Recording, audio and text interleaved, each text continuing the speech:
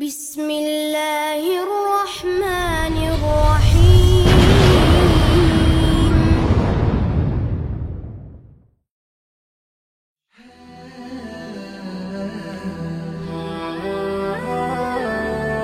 Le prophète sallallahu alayhi wa sallam a dit: celui qui veille sur la veuve et l'indigent est comparable à celui qui combat pour la cause d'Allah, ou celui qui jeûne le jour et consacre une partie de la nuit à la dévotion.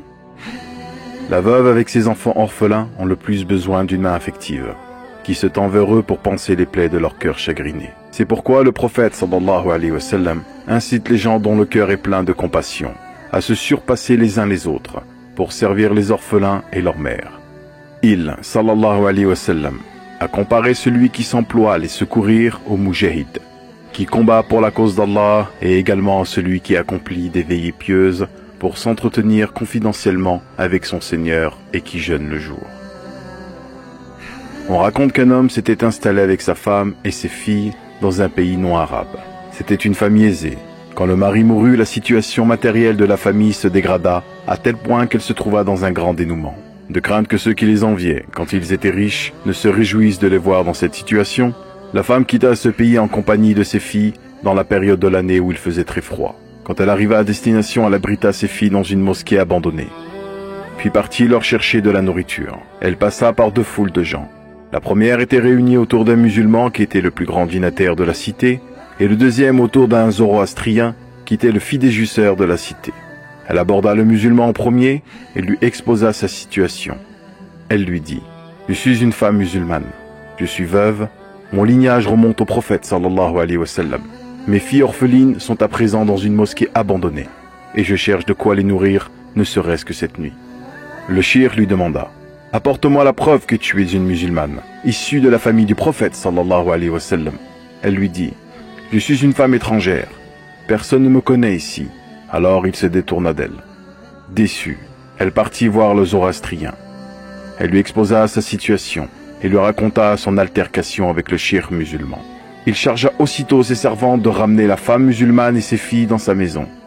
Il leur offrit les repas les plus bons, les vêtit des vêtements les plus somptueux, et elles passèrent une nuit paisible chez lui. Au milieu de la nuit, le dignitaire musulman vit en rêve comme si l'heure de la résurrection avait sonné et qu'un étendard fut dressé au-dessus de la tête du prophète sallallahu alayhi wa sallam. Il y avait là un palais, fait d'émeraude verte avec des fenêtres formées de perles et d'hyacinthe, et des dômes faits de perles et de corail. Il dit au prophète sallallahu alayhi wa sallam: « Envoyé d'Allah, à qui appartient ce palais ?» « Il appartient à un musulman monothéiste, répondit le prophète sallallahu alayhi wa sallam. « Envoyé d'Allah, je suis un musulman monothéiste. » Le prophète sallallahu alayhi wa sallam lui répliqua: « Quand la femme de la descendance de Ali radhiyallahu anhu a recouru à toi, tu lui as demandé de lui fournir la preuve qu'elle est une musulmane issue d'un lignage noble. Maintenant, apporte-moi la preuve que tu es un musulman. » Le shir regretta son attitude à l'égard de la veuve et se mit à sa recherche partout dans la cité. Après avoir parcouru de longues distances et demandé à plusieurs personnes, il put trouver des gens qui la reconnurent et qui l'informèrent qu'elle se trouvait chez le zoroastrien. Il le convoqua et lui dit: « Je veux que tu me confies la veuve et ses filles. Comment les laisserai-je partir de chez moi, alors que depuis que je les ai hébergées, je n'ai cessé de recevoir des bénédictions du ciel ?» lui répondit-il.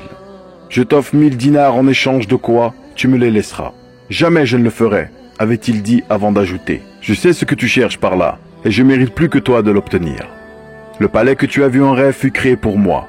Si tu penses que tu y as droit plus que moi, du fait que tu es musulman, alors sache qu'avant même que nous ne couchions la veille, ma femme et moi avions tous embrassé l'islam grâce à cette femme musulmane, et j'ai eu la même vision que toi. L'envoyé d'Allah m'a demandé cette nuit si cette femme et ses filles sont chez moi, et je lui ai répondu par l'affirmatif. Il me dit: « Sache que le palais t'appartient, ainsi qu'à ceux qui vivent sous ton toit. Vous faites partie des gens du paradis, Allah t'a inscrit parmi les croyants avant de créer le monde. » Le dignitaire musulman retourna chez lui dépité et triste. Médite: qu'Allah te fasse miséricorde, la grande bénédiction et les honneurs dont jouit celui qui veille sur la veuve et l'orphelin, aussi bien dans ce monde que dans l'autre. Veille, chers frères, chères sœurs, à traiter parfaitement les orphelins et les veuves, et à leur faire du bien, afin de jouir du privilège d'être en compagnie du prophète sallallahu alayhi wa sallam au paradis comme le prouve le hadith suivant dans le Sahih d'Al-Bukhari. Au paradis, le rang qu'occupera celui qui aura pris en charge un orphelin et le rang que j'occuperai seront aussi proches que ses deux doigts, et il tendit l'index et le majeur en les écartant un peu. Dans la version qui se trouve dans le Sahih de Muslim, celui qui se charge d'un orphelin sera avec moi au paradis, que cet orphelin soit l'un de ses proches ou non. Et celui qui s'emploie à secourir la veuve et le pauvre est semblable au mujahid qui combat pour la cause d'Allah. Wa as-salam ala mani tab'a al-huda.